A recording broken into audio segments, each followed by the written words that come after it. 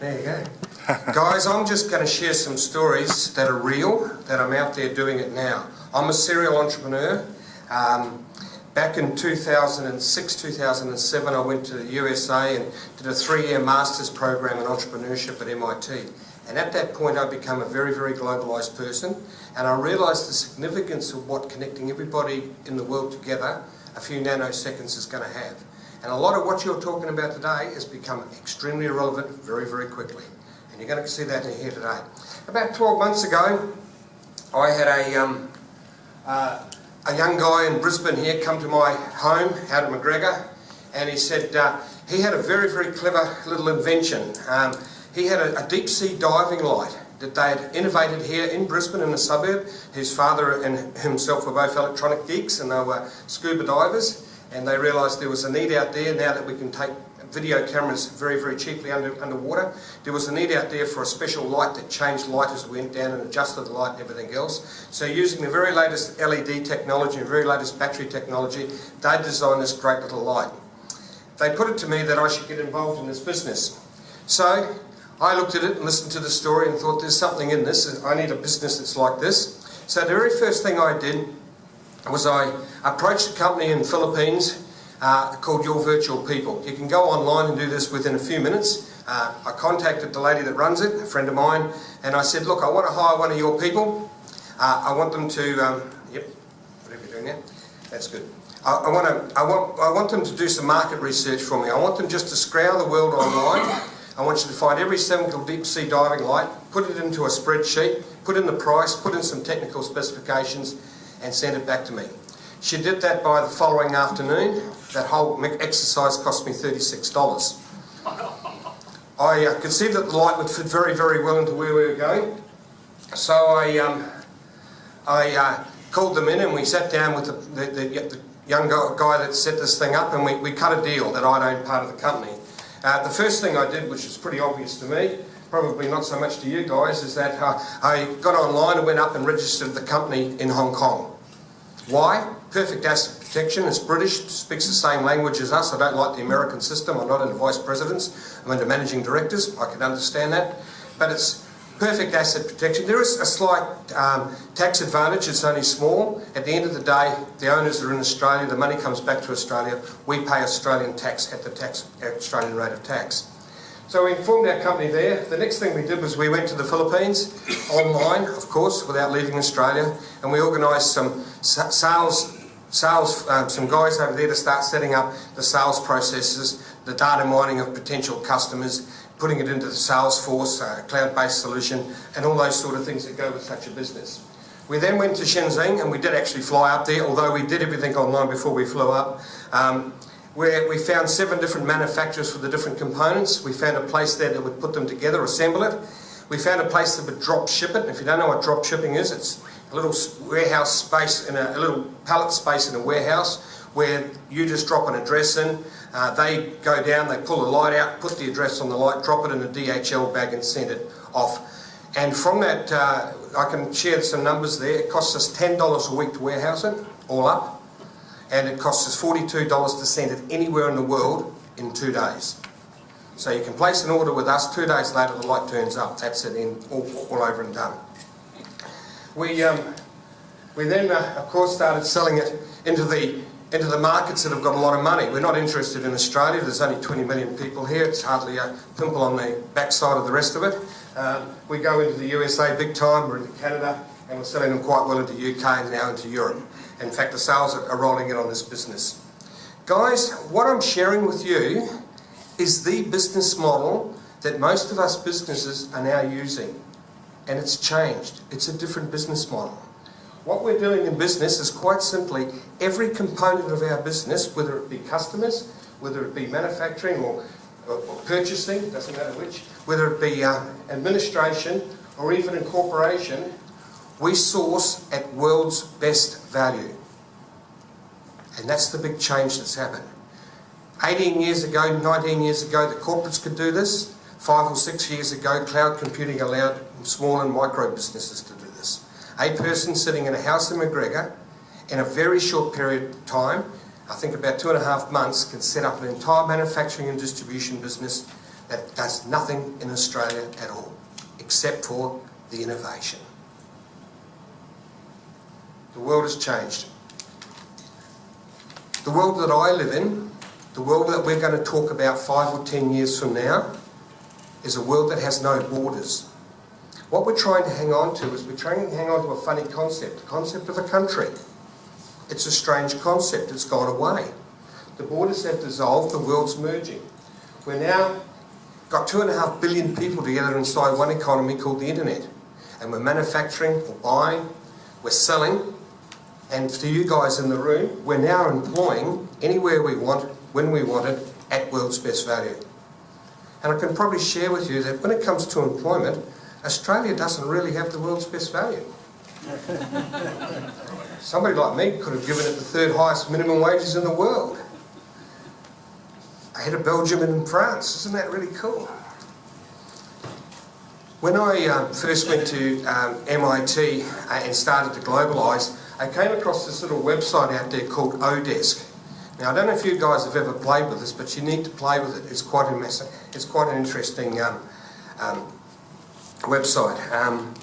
It grew and it grew. It was seeded, originally funded, the very original seed funding was by the American government. And from there it grew and it grew and it grew. And just recently it started taking over everything else out there. There was another large one called Elance that merged with that. And that happened near the beginning of the year.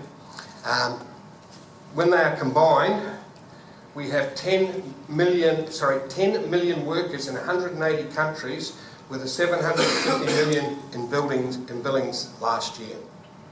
So just get your numbers right, just to show you the enormity of what we're talking about. We're not messing around with a tiny little website here. We're talking about some serious workers working full-time inside a website. It's very simple. They log online anywhere in the world. They go in and say, I can do this. An employer like me comes along and says, I'll have you. When they're working for me, the website takes screenshots, which I'm going to share with you in a minute.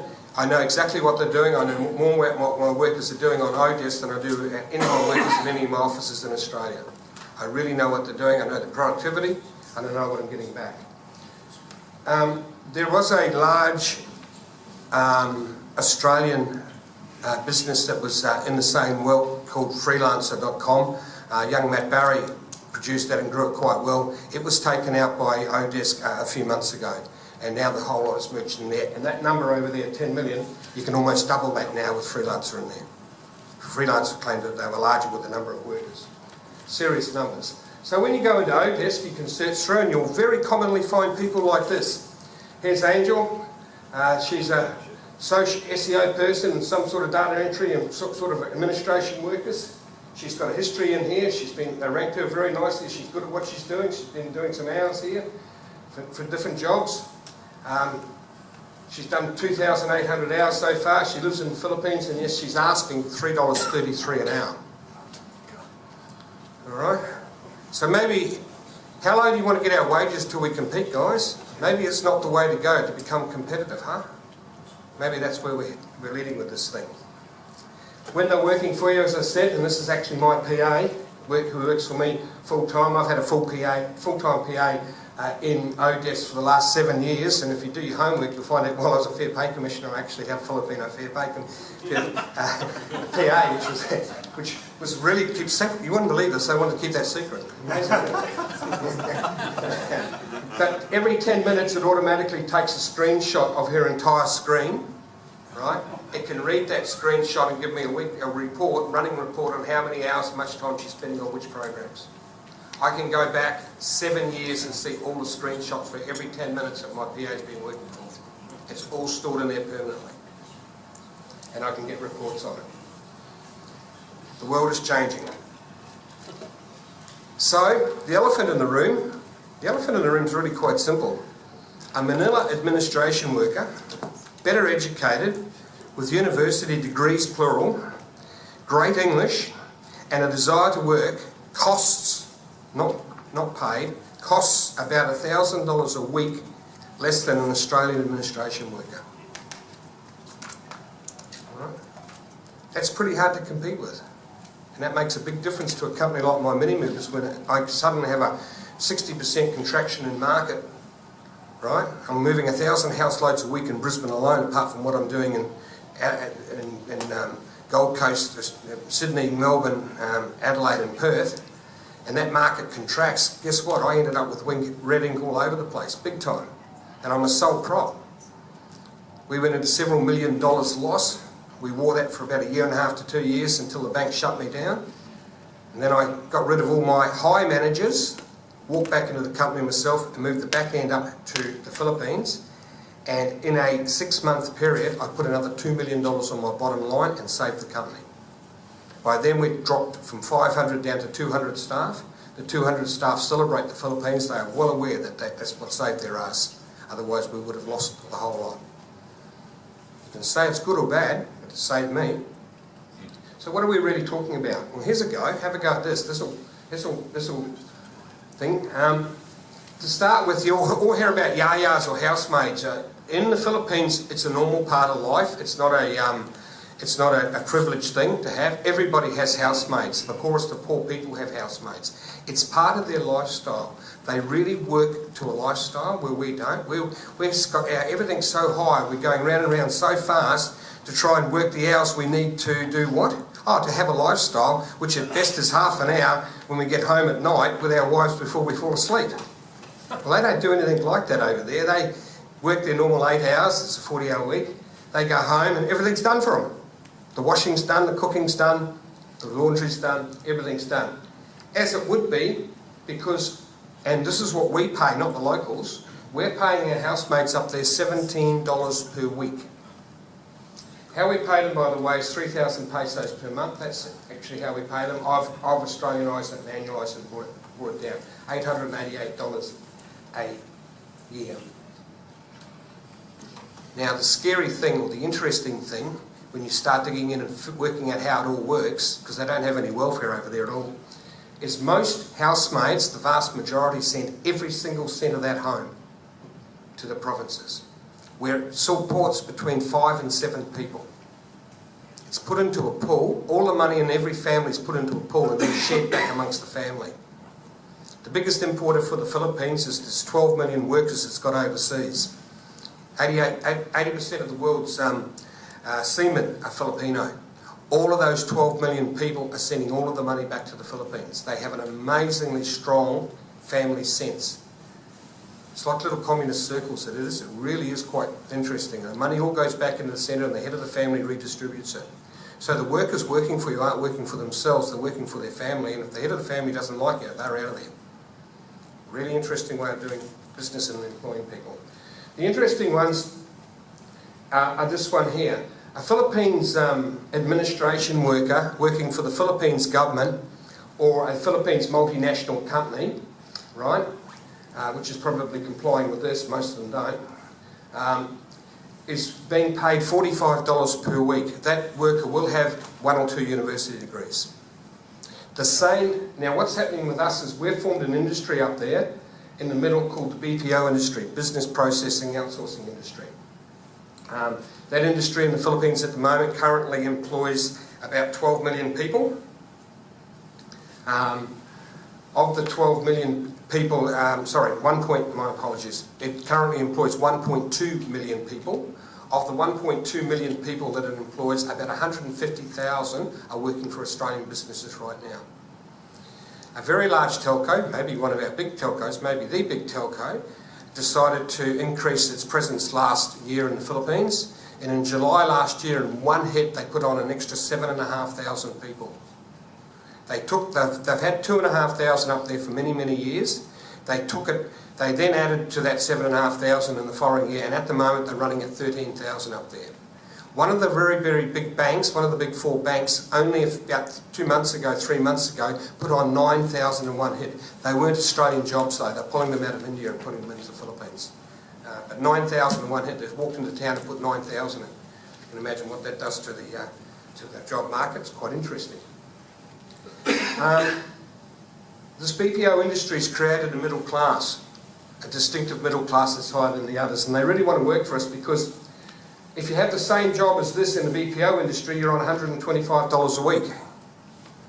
So if you work for the government in the system, you're on $45 a week. If you work for us, we're giving you $125 a week, 2.5 times the local wage. They think we're wonderful. Of course, if you look at it from Australia, you say you're a miserable sod. You're only paying them $125 a week. That's a really good wage up there. Right? Supervisors, you can see them all there. Data miners, supervisors. If any of you want these slides later, you can call me. I'm happy to send them through to you. I teach this stuff to Australian businesses now. Philippines, 7,106 islands. The Spanish rolled up there and said, okay, all these islands, we'll put them together. We like our King Philip, we'll call them Philippines. So for 300 years they ruled them with religion and the sword. Did a nice job. In 1893, the Americans and the Spanish squared off over Mexico when they divvied up the proceeds. Part of the divvying up was that USA would purchase the Philippines and Guam off Spain for the sum of $20 million. And at that stage, the Philippines became part of the USA. Something that most people don't realise, and remained that way until after the war in 1945. The Americans, of course, walked in and put in their education system and made English compulsory in the system. So English is not an issue. It is compulsory. Right? There's a 93% literacy rate. Every Filipino speaks 3 languages. Tagalog, the main language, their local tongue, whatever that is, which they're usually pretty weak on, and English. The problem we have as Australians is they are extremely American. That's our challenge. I get all these people going, how's English? English is not your problem. Your problem's Americanism. You've got to really Australianise your workforce. 39 million people in their workforce, the 3rd largest English-speaking country in the world, an Americanised education system, 500,000 college grads a year. By the way, the median age up there is 23.3 years and coming down. They are breeding themselves faster than we can employ them.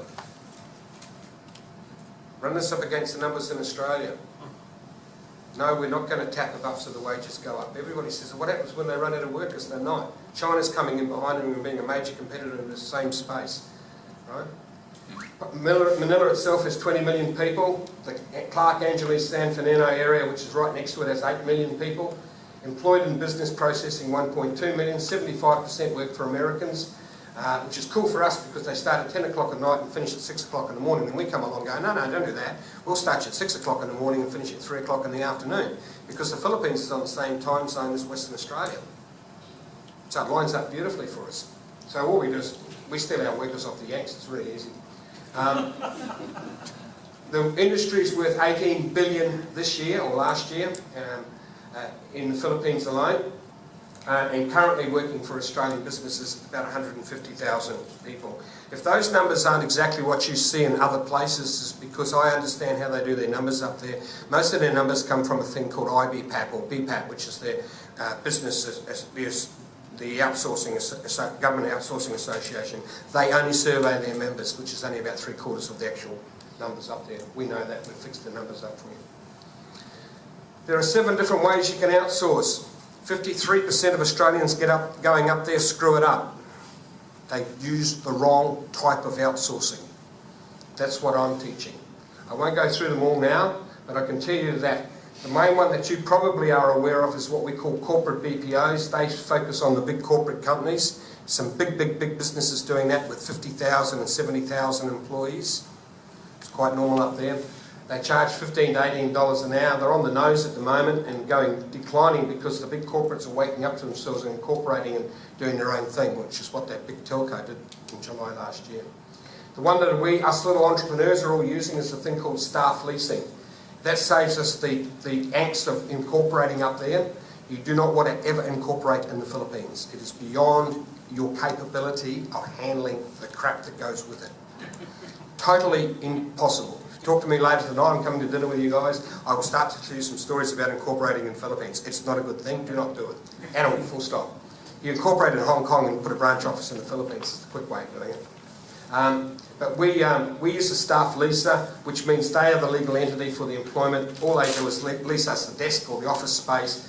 They legally employ the workers, and they're still our workers. We pick them. We tell them what to do, etc., etc. And it just overcomes some of those issues. That is a fairly new model. It's growing very, very rapidly. Salmat purchased my mate. My mate set one of these businesses up about 6 years ago and grew it from 100 staff to 2,500 staff. Salmat brought him out, or brought 51% for $30 million on the 1st of January this year. So the big guys are starting to square off and get into it as well. The other ones are things that you can cover later, different ways of outsourcing up there. So a little bit about mini movers. I've shared to you that we had a massive great downturn 2009-2010, 60% contraction in market. The other thing that happened to us, there was a massive great change in consumer behaviour. I don't need to go into it here, but very briefly, in 2007 I spent $1.2 million a year in the Yellow Pages book. Last year my marketing manager and I actually had a fight over $19,000. I won't tell you which side I was on. And it's not working either. So that was one of our main drivers of customers, and it was actually protecting us from the little guys. And that all dissolved, and so we had to rehash how we do our marketing, which is what we've done now. So when Mini Movers moved up to the Philippines, it wasn't just about reducing staff costs, it was about finding a new way to market the company. And we've got a whole lot of data miners and stuff up there mining it. We now know every customer before they even know about us. It's all very high tech, it's using big databases and lots of data mining the web for potential customers. Stuff that you wouldn't even start to dream about doing down here. We couldn't have done it. We can only do it up here with these wages. So what I'm going to share with you is a handful of my workers. I want to show you the sort of quality of the people I've got working for me. Hi, I'm Kai Mabutas. I took up Bachelor of Science in Accountancy. I've been working for Mini Movers since the November of 2013. My current role is I'm an inbound sales representative. So what I do is I receive calls from the customers who want to book in the move with us. So I explain them how we work and the rates. And when you say it's a sales representative, doesn't mean that we're just focusing on booking moves, but also making sure that we're providing them the best customer service that we can offer. 1 in 1,200 customers has a problem with that accent, or the fact that she pluralises the odd word. That's it. The rest of them love her. Hi, my name is Jayden Rosario and I'm a graduate of Bachelor's degree in Mass Communication. Also, I'm currently taking my Master's degree in Film Studies. I started working for Mini Movers since February 2013 as a data processor for the Legion team. And now, I'm the video editor for Mini Movers. Sorry, second degree. Mini Movers has given me the opportunity to go to Australia to take charge of the filming for the marketing and training videos of the company. And now that I'm back here in the Philippines, I'm currently doing the editing and video production for the output of the video projects that I gathered in Australia. Just to explain it a little bit for you. In Australia, the guys that move furniture for us, and we're back up to about 400, 450 now. We're back up again. Since we went in the Philippines, we started growth. We employ them completely inexperienced. We will not employ anybody with a truck driver's license. We just won't touch them. They've got to have a car license more than 12 months, live in the local area and be prepared to hump heavy furniture and be able to have a conversation with the customer. If we can tick those 4 boxes, they work for us. Simple as that. We have an amazing training program that trains them really, really quickly. I paid about $150,000, maybe $200,000 for a series of videos to be filmed that are purely Mini Movers only videos that are part of the training system about 12 years ago. They've aged. We needed to redo them again. I'm now redoing them. I'm paying a whole $97 a week to have them redone. He'll do them in about 3 months, by the way. It's a bit different in cost base, huh? We're not talking 10% here, we're talking 7%. Hi, I'm Ace Ragrayo. I have a bachelor's degree in nursing and I have been with Mini Movers since September of 2013. I am a financial assistant handling accounts receivable.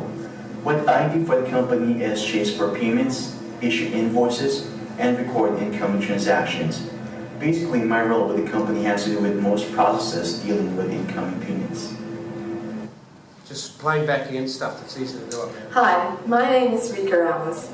I'm a double degree holder. I finished public administration and I'm also a registered nurse. I'm the very first employee of Mini Movers and I started working in January of 2011.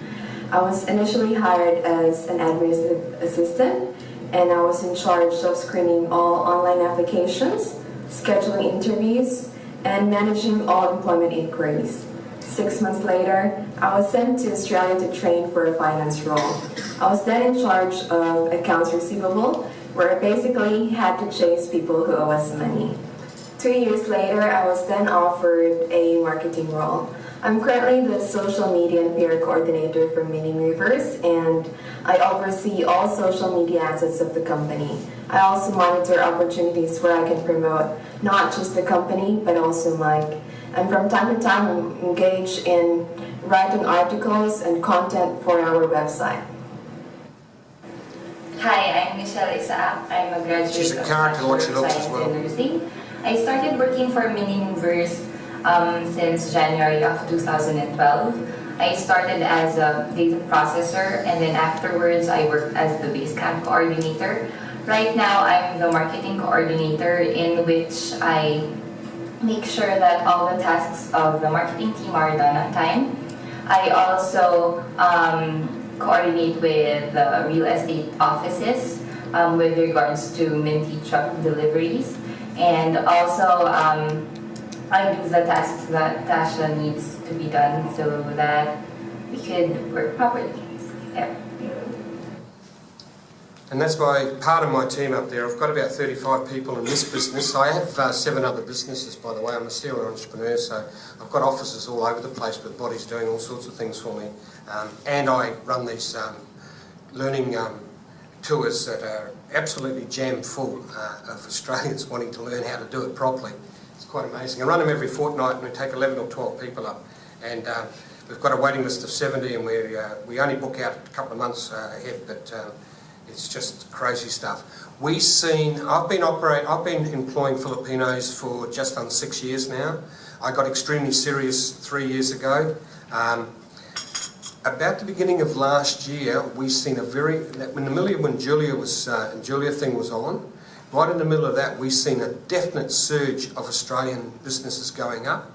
And then after, probably in the last half of last year, we seen it almost stood vertical. The number of businesses going in there are amazing. It's micros and small ones, not just big ones, little guys going in and doing all sorts of things. The other thing I'm seeing quite a bit of, I'm seeing entrepreneurs completely pulling out of Australia. I'm seeing them, I've got a friend of mine who's into medical stuff. He is quite reasonable in Australia. He cracked the USA market, which is going to make Australia look like a flea.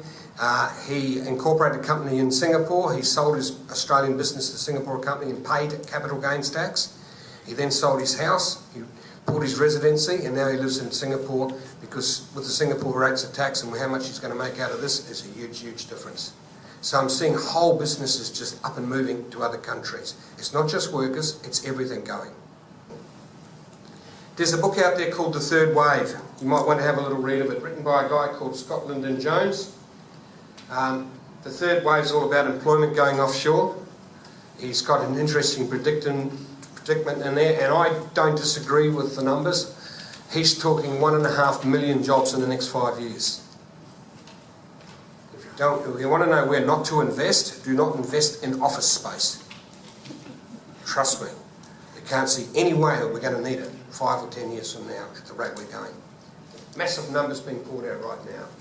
I don't care what Australian business you're in, your competition's going to use global sourcing to lower their prices. And that's just basic economics, which is happening right now. Global sourcing will be about survival from outside competition. You've got no choice, guys. Where's it all heading? I've got my own idea where it's going. There was one thing I learned a number of years ago. The economists, and I know there's many learned people in the room, it's always good. The economists have never, ever, ever been able to predict where we're going to go. If you go back and talk to the economists and say, well, look, in the early 80s, did you predict the true outcome of the Chinese thing? And they go, no, we didn't. We just thought we'd lose the manufacturing base and Australia would be stuffed. Well, it lost its manufacturing base and it's not stuffed. Why? Because it's dug stuff out of the ground and sold it to the Chinese. They didn't factor that one in. The smart manufacturers in Australia shut down here, went up to China and started manufacturing, and suddenly they're connected to the world's best sea lines, and they're selling their stuff all around the world, and that money's coming back to Australia. That's actually a good thing, not a bad thing. The dumb ones, of course, did nothing and they fell over. But if you want to measure the success of anything with the Chinese thing, every single person in Australia, poor or rich, has had a dramatic change in their lifestyle because of the Chinese thing. Their lifestyles have dramatically improved. If you remember, and we're all in a room old enough here, we never had air conditioning before the Chinese thing. So China, with just about every way you measure, it's been good for Australia, not bad for Australia. So we've got to learn to mirth and change with it. So what the moral of that story is, I don't know that you can always tell what's on the end of these changes. I do know this though, you won't stop the change. You will not stop the change. So running around like a chook with your head cut off saying this is terrible, we've got to do something about it, is not going to help. Entrepreneurs like myself will look at it, see it from a different point of view. I don't see the threat, all I see is opportunities. That's why I'm an entrepreneur. Right? And I'm growing some really good businesses, and money's all coming back to Australia. So I think that's where we need to head. So if most of Australian businesses globalised, this would bring massive dollars into Australia. My deep sea diving light business, that money's pure money coming into Australia with nothing going out against it. It's good for the economy, big time. Our economy would boom. This in turn lifts the lifestyle of every Australian. I believe that if we adapt to globalisation, we will own more to provide a better life, whilst working, our biggest enemy we've got, a lot less hours. If there's anything wrong with this country, it's only the fact that we're working these amazingly great hours. It's crazy, crazy, crazy stuff. So, what's stopping us? It's easy, it's our mindset. We insist on resisting and fighting change. The Americans adopted this thing like you wouldn't believe. When I went over to MIT, it was all completely normal for them to offshore everything. They couldn't see what we... And I'd never even heard of it. We've got to create more entrepreneurship. Business owners need to stop managing a job. Jobs are not lost, they simply change. And I remind everybody where it came back, where we started, be aware of this little thing down the bottom. Everything in a modern business is being sourced at world's best value. If all of our businesses did that, we would have world leading edge competitive businesses. And that's all that really counts at the end of the day in the economics. So I'll leave you with that. I'm happy to answer questions about anything you like. I'm somewhere between bulletproof for questions. If you know anything about me, and some of you in the room do know me, you'll know that I started life as a second-hand dealer at Charters Corner. Did that for many, many years. So second-hand dealers get screamed at all the time when they offer ridiculously low prices. Then I became a fair pay commissioner, and that was cool because everybody screamed at me in that job. And the secret was to get them all screaming at the same volume. That was the secret. So questions about anything at all? By the way, you've invited me... Thank you. You've invited me here several times to talk to you. I've never been able to because I've always had something stopping me. When I was commissioner, they just wouldn't let me speak to you guys, okay? And in the middle of the VA war, I got invited then, and the people that paid all my legal fees wouldn't let me talk either. So I've always been restricted in talking to you. My question is about your time on the Fair Pay Commission. By the way, fantastic presentation. Thank you. Really great. I'm actually going to get in touch with you. So that's another issue. Back in 2006, as you would recall, maybe it was 07, there was the first pay decision handed down. You've explained to us why we're no longer competitive because of the rates in other places in the world. But yet the Fair Pay Commission handed down a 5% increase, which was a huge... I handed down the highest one ever and the lowest one ever. Yeah. I did both. Maybe you were in the minority, maybe you can't go into details. What happened with that? It was a huge disappointment to the business community. Yeah. Look, how the minimum pay is set is very simple. 5 independent, and they are independent, commissioners get in a room, have a bloody great big fight, and at the end of it a number comes out. You know what's really bizarre? The number's then given to some bureaucrats who then write the reasoning behind the number. And the reasoning that you read has nothing to do with how the number came about. Just think about it. If you've got 5 independent commissioners and you say to them, your job is to put your finger on the number, how are we going to do it? We're going to go around, we're going to talk to everybody, we're going to research independently, and then we're going to get together one day in a room, and that's it. We're going to hammer it out. And I can't tell you what happened in those rooms, but it was rather boisterous, I can assure you. We were very balanced, very, very balanced. There were arguments both sides. But It's give and take.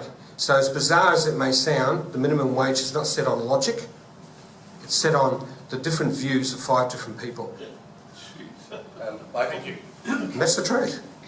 I'd like to ask, it's slightly, might sound personal, but it is actually an important policy issue about where's the tax paid on a venture like this, because ultimately the ability for a good entrepreneur in Australia, and it's a general question I've directed you, would then be rational to either locate in the Seychelles or somewhere like this, where actually you're located, because they've got telephone and internet there as well. Is this going to be an issue for the tax base? No, look, the tax people, the ATO is pretty efficient. It can see all bank accounts, or most bank accounts, and it's aware of these companies that we have. I disclose the companies that I own. I have to when I do my return. There's a box there and I have to disclose the companies. Whilst the company itself doesn't pay tax in Hong Kong, because there's no Hong Kong, the way we've structured it, we have no company tax. The reality is that the shareholders, when they draw that money out, are residents of Australia, and under the current law, we have to pay tax at the Australian rate of tax. So while I'm still a resident of Australia, and I cannot unhook my residency, by the way, it's nearly impossible for me to do. Julia did change the rules in the middle of what she was doing. I don't know if many people knew that, and it made it a lot more difficult, although if you're American it's even worse. If you're born in America you'd have gone. But while I'm a resident of Australia, at the end of the day, everything I draw out of one of those companies I have to pay at the normal rate of tax, which is my normal 50 cents or whatever it is in the dollar rate. 2% more or whatever it is nowadays. Trust me, I'm up there somewhere. So that's how it works. They can't touch the companies. And you're talking about tax havens. The havens in the world, like they call them BVIs, British Virgin Islands. It's just a nickname that we use for all of them. If you use one of those, the ATO will never ever get out of you. They will hammer you and hammer you and hammer you. So none of us are stupid enough to use a tax dodge. You just don't do that. Ever since Paul Hogan, they've been sniffing them, and then they chase them down. So we don't use those. We use normal countries that have got very transparent processes. The main reason that I have it is if one of my lights blows the arm off an American and he decides to sue me, he gets to sue my $2 Hong Kong company. I actually got two companies up there. I've got a trading one and one that holds the IP. He just gets to sue the trading one. Now, I can't stop him from suing. If he's stupid enough to go and sue me in Hong Kong, well, it's up to him. That normally the Hong Kong would stop it. But if he then won that court case, nothing else is going to happen. But certainly the Hong Kong people are not going to come to Australia and take my house. What we are doing in this country is we're making up a whole lot of rules and digging into this company directorship and making directors more and more liable. As you do that, we bail out to other countries. Nothing to do with tax, got to do with liability. Dr. Robson? Thank you. It was a great presentation. I mean, this is some of the ideas, I guess, were in the, we had this thing called the Australia in the Asian Century report, which, you know, if they sort of follow your ideas through, I guess they wouldn't have, it's a different kind of business model, I think, to what they had in mind, I guess. I thought it was going to go the other way. Yeah, exactly. So, and they talked a lot in that report about entrepreneurialism, which is great. But then you think about, what was the business that was in the similar kind of situation in Australia 20 years ago? It was something like iron ore, right? Whereas the whole couple of guys looking at dirt in the desert, Lang Hancock, and had the foresight to know that China would be booming and sell this stuff, right? And then what was the reward for that? They got a mining tax. Right. So I guess my point is, what risks do you see? You said tax isn't important right now, but what risks do you see in this? The government could come along and the rent here or the value that's created is is the entrepreneurialism here and the ideas. What's the risk that government here could just try to tax all that? Do what? Becomes so expensive. They haven't taken Google on yet. You got any idea how many dollars a day they take out of Australia without GST? Yeah, not yet. By the way, do you think I charge GST and VAT on all my sales? And to be honest with you, I can't, because I have absolutely no idea who's buying it where and what their VAT is. So some of the taxes we've got are flawed, all right? And one of the flaws with that, of course, is we're transferring stuff online. So you go and buy a book off Amazon.com, or not, Amazon's wrong because they've actually got an Australian side, but anything like that, you're just buying something online, it's transferring down on your computer. It's not crossing a border with a border guard standing there, so they can't tap it. They have to change what they're doing. Their models are wrong and have become old. But I think